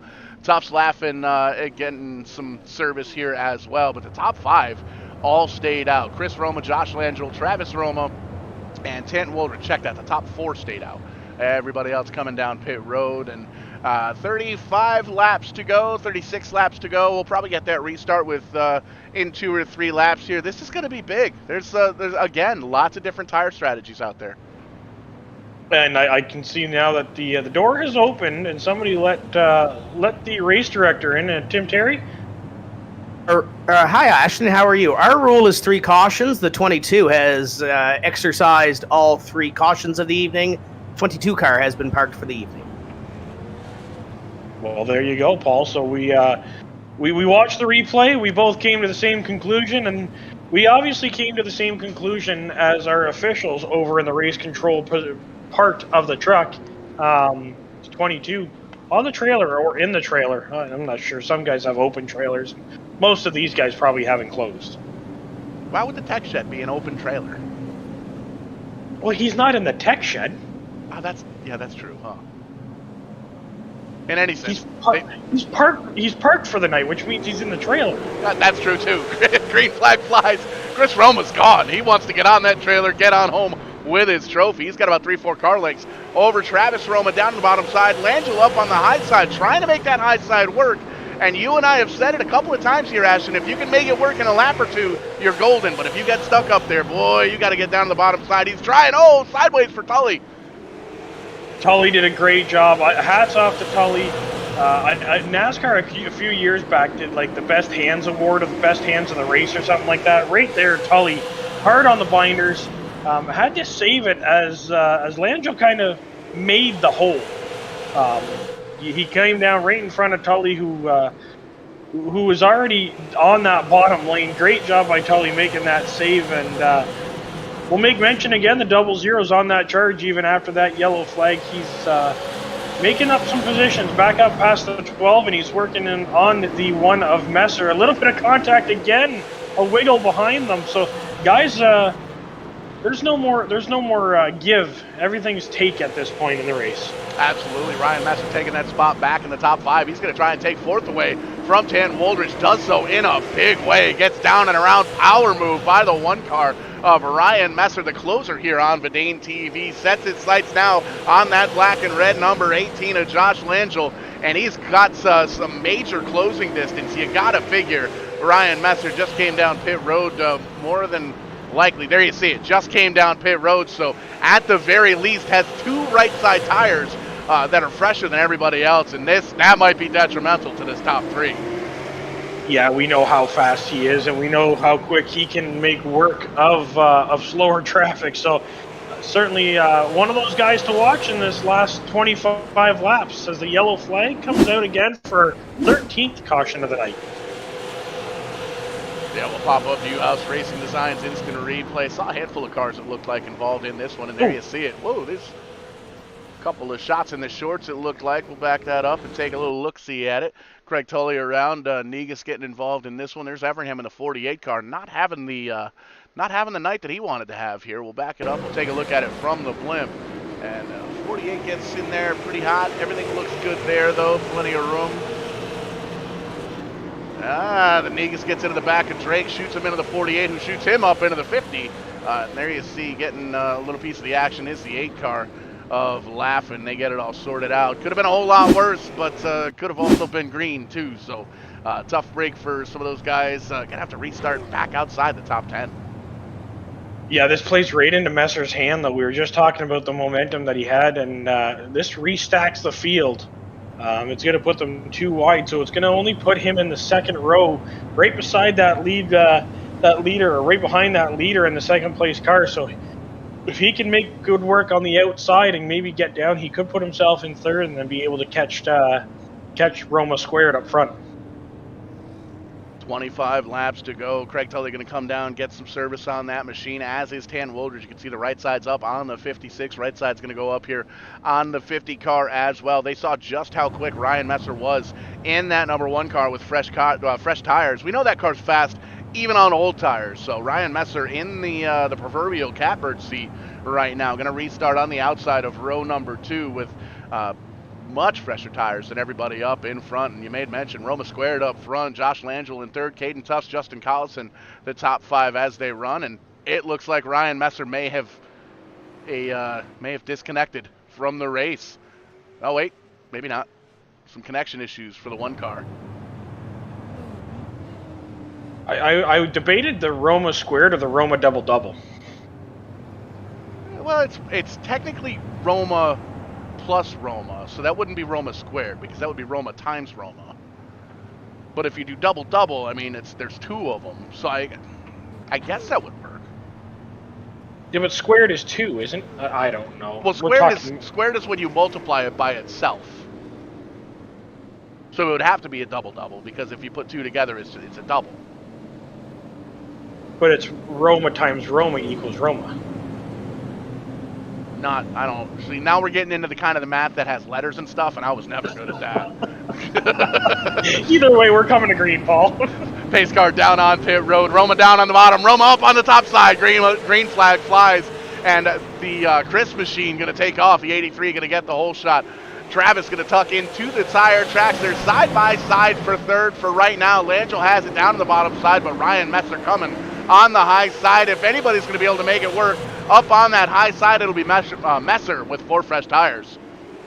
Yeah, right behind the 18 machine is the 00 and then the 12 of Collison. Another 2 cars that were up front for quite a bit of this race. And Messer sideways. in front of the pack. I think that was just a case of the top side finally going away after the 3 laps. Tough break for the 1 car, and tough break for the 00, I believe, is the one that got into him, Paul. Yeah, Negus got a little bit of a tap there as well, and you can see it looked like, we'll take a look at it here, but it looked like Messer completed the pass and then got a little bit of a bump from the 18. But here we'll take a look at it here on the 18, or on the blimp cam. 18 down to the bottom, that's the black and red car. There's Messer in the 1 car, gets down, and there's a little bit of a shot, sends him on around, and there's a tap from the 00. Negus gets up, gives him another tap as well. That's a big bump though, radiator to radiator here in these super late models. So that might not, that's not the best thing for either of those cars. We'll see if it affects it late in the going here in this one. But man, that is a tough break for Ryan Messer. Sitting in the catbird seat with fresh tires up front, gonna have to try and drive through the field once again here with less than 20 laps to go. Yeah, less than 20 laps to go, but a small field towards the end of this race. Langell down pit road, so that's another car behind him. Messer's still sitting in P10. Not out of the question. I mean, we're going to come to green, I'm going to say, with 16 to go. Still plenty of time on this short track to make something happen. Hey, you can see the Romer brothers up front. They've been out on track for 67 laps on that set of tires, and that's the longest we've run on some tires. Libby looks like he ran 73 laps before having that issue earlier on with whatever went on with that. Everybody else is about 40 lap fresher tires on back, even fresher than that once you start looking at Woldridge and Tully back here in 7th, 8th, and on outside the top 10. So this is going to be a tall order for the Romas to try and hold on to the 1-2 finish here to close out the season. Caden Tuff's right there. He's been quick all night long in that 00. Justin Collison in the 12 car, been very impressive in that 12 car. He's going to restart P4, and it looks like he's cranked up the aggression just a little bit. There's some war-torn sheet metal on that 12. Yeah, there's going to be some torn sheet metal on a lot of these cars after some tight racing late on in this race. So they're lined up 2 by 2 once again. 11 cars on the lead lap here. We're going to get the restart with 15, count them, 15 laps to go. Pace car going to take a shot down low onto the safety of pit road for what could be, but probably won't be, the last time here tonight. Roma down low, Roma up high. We wait for the green flag. There it is. Flash bulbs flash. Green flag flies. Tuffs down to the bottom side. He's going to try and take away second. Great restart by Tubbs. He timed that perfectly and got himself to the bottom of the Roma machine before he could close the door. And the 12's going to do the exact same thing, stick to the rear bumper of the 00, get his way through. The 38's going to have a gap behind the 12 to get back down to the bottom. But look up front, it's Roma. Tufts is back in the picture, and we talked about it earlier on. Paul Collison, who had a fast machine all night, is now a player on the podium in this last stretch of this race.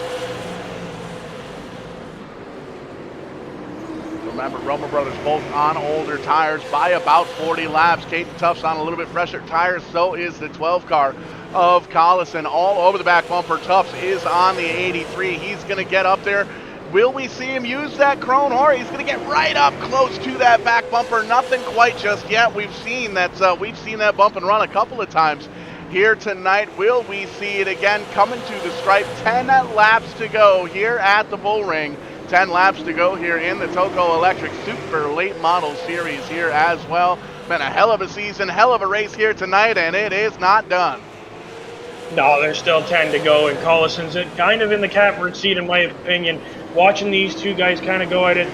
Tuff's machine is on fresher tires, but the 83 seems to be doing a very good job arcing that corner and running that center line right on that white line. Gets the car de-wedged, as we've talked about many, many times on other tracks. Collison doing the same thing. You see him just down on the flat a little bit there, able to get that drive really well off that corner. He's almost making more gains on Tufts than Tufts is on Roma. Really starting to close the gap, bumper to bumper to bumper for the front three. They've got some breathing room in behind. It's a little bit further on back to Travis Roma, Dylan Black. Black going to take a peek down low. Nothing quite there. Going to give him a little bit of a nudge, give him a little bit of a wiggle, and a little bit of a nudge. That's going to move him out of the way. Tan Woldridge going to peek down low, almost 3 wide for fourth, but they get it all sorted out. Or do they? It is 3 wide for fourth. Little bit of bongo cars, little bit of Congo cars. Black gonna slide on back. Woldridge gonna slide on forward. And Woldridge up into the outside wall. Big hit. Evernham involved. That was the weirdest flip I think I've ever seen. Caution. Holy cow. 5 to go, Paul. That was exciting. There was 3 wide, and more 3 wide action. The action all over the racetrack here. I'm not even sure if we'll be able to call that again. We'll back it up here and take a peek on the U-House Racing Design instant replay. You can see some of the action up towards the front. Here's where they thought about going 3 wide. They thought a little bit better of it. Craig Tully going to come up, a little bit of a check up there. There's 3 wide. How about that? They bounce off each other, cross the stripe, 3 wide, still 3 wide. Evernham backs up just a little bit. Tanton gets up into Woldridge, 3 wide again, and Woldridge up to the outside wall. Bumper covers flying. There it is. A little bit of a slow, lazy flip for the 56 car, and that's going to end the night for Tanton Woldridge. It's going to end the night for Evernham as well. Looks like Josh Landrell going to rejoin the field a lap or so down, though, in the 18 car. We still have 3 laps to go. Yeah, and I mean, we usually do this a little earlier on in the night, Paul, but who's your pick? I'm not picking. We've seen this field flip like 6 times over. I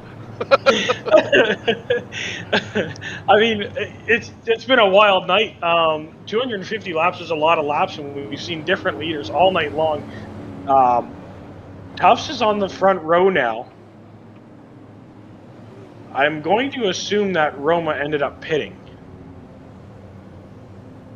which throws me for a curve because we're going to come to a green-white checkered, I would assume.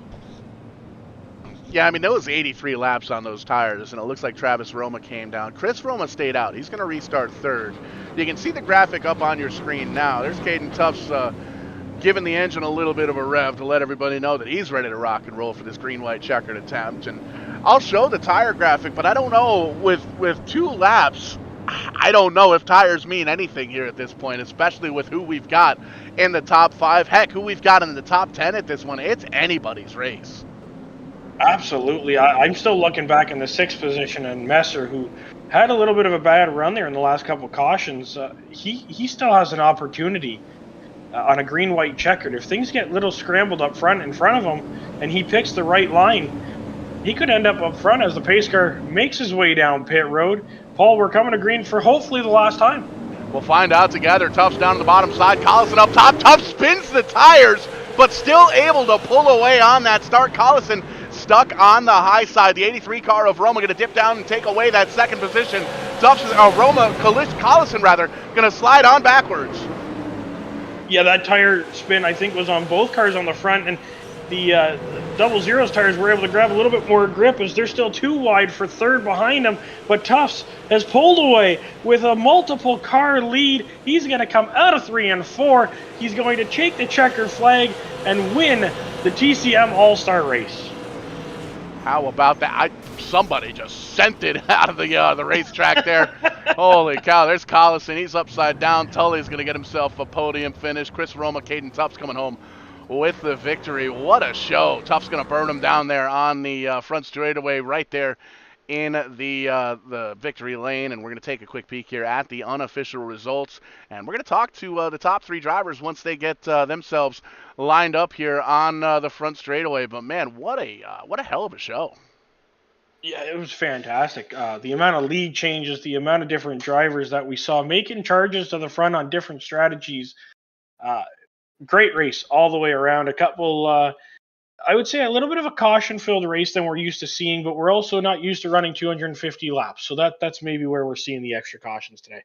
Yeah, had a handful of long green flag runs for sure, and just action all the way throughout the night. And taking a look at it, looks like you've caught up with our 3rd place driver down there on pit road. You're down there with the 50 car of Craig Tully.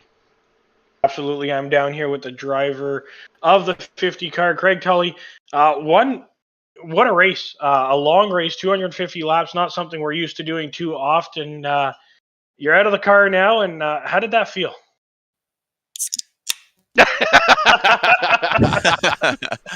Oh, it was an up and down race for sure. You didn't really know where you were going to finish.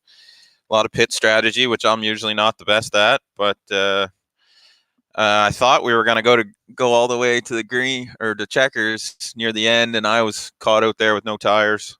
But luckily, a caution came out, took tires, and made my way through some wreckage, and yeah, I managed to get a third. It's a fun little track, fun little race. Absolutely, we've had some great racing all year long in the Tulco Electric Super Late Model Series that we have going here, and this All-Star race was no different. A handful of great drivers out there that you were on track with, and is there anything more that you could have done to catch the guys in front of you? I think if I had a few more laps, because I think I was on fresher tires. I'm not sure what Caden was on, but I think I had a couple more laps on either of them. So yeah, I think just some more laps. But survival was the name of the game tonight. Did you really want more laps? That would have been more laps without Well, that. that's the only way I would have got around them for sure. I definitely didn't want more laps. I would have been happy with like a 150, but it was fun though. The track gripped up. The outside didn't really come in. I thought it was going to, but it didn't really. But it's still fun. I like this track. Absolutely, and main thing is who helps you get to the virtual racetrack, the real racetrack, and who helps you out with all this stuff?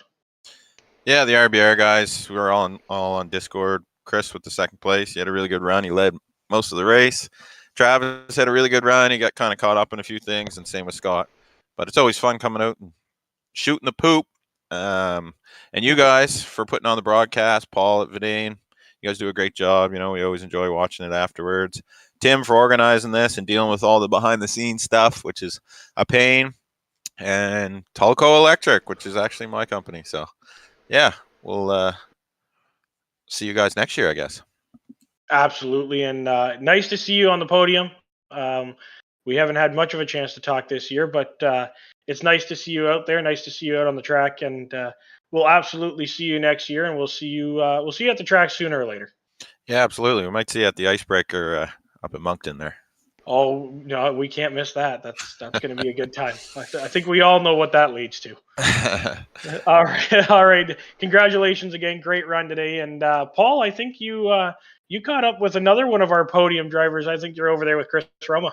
Yeah, somebody's gonna have to send me down my paddle boat there for that party up in Moncton. I don't know. We'll see if we can get up there. But it was Roma squared for a little bit. Roma Brothers 1 and 2 earlier on in this one. Chris gonna stay out and get that second place. Question on everybody's mind: what does this thing feel like with 85 plus lap tires? It got real loose on entry at the end. It's still a good drive off. I thought I was going to be able to hold him off, but Caden's a good driver. He's aggressive. He threw the move down the inside. I thought I'd be able to block him and kind of wear him out a little bit, but he threw it quicker than I thought. And we'll ask pretty much the same question. What else did you need to try and get around that 00 car? More laps. That last restart, he had a real good run. I needed a good run and get a good drive down. I was going to throw it down the inside, but I never even came close to throwing my shot.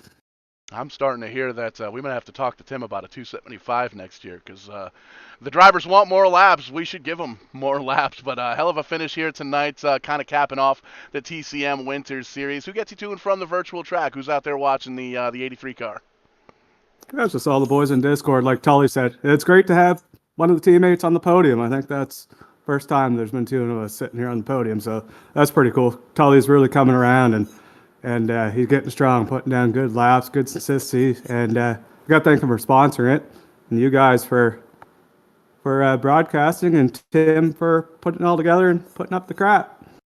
Absolutely. One of our favorite positions. Tim takes care of all that stuff, shooting the poo and all that stuff. That's going to be the next T-shirt at the VidaneTV store as well. But a solid run here tonight. Chris Roma finishing second. Chris, congratulations. Thanks a lot. Good run, Cade. Absolutely, and Caden indeed wins this race. Ashton, you've caught up with him down in Victory Lane. It's a bit of a party. Yeah, it's going to be a party all night long. Caden Tufts, a great run, great strategy. What was your mindset coming into this race, and did you think you'd be parked out on the front stretch in Victory Lane? Based off practice, I didn't think I was going to be in the Victory Lane. we were like 7th or 8th or something like that. Then the heat race, we weren't that great either. So, I mean, I was just gonna use as much as I could, relate to the real world after my Las Vegas trip here. It's pretty close in the super late model, I guess you can say. Same line almost. Just a little longer race, I guess, than 35, 40 laps. So I just tried to manage the right rear and the tires as much as I could and make moves when I can, and I guess it put us in victory lane. Absolutely, you got caught up in a little bit of calamity, working your way back through the field, and had some fun times with the 12 car of Collison there. Got caught up and recovered really well from that. What was the mindset late in the race when you get caught up in something like that?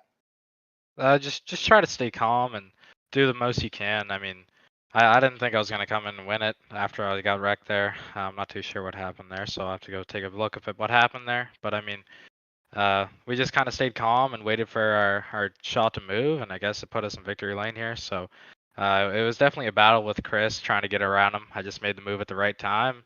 He tried to throw a block, and I guess I got to him fast enough. So just gave us the lead, and I got lucky there with that caution, or Justin would have had me.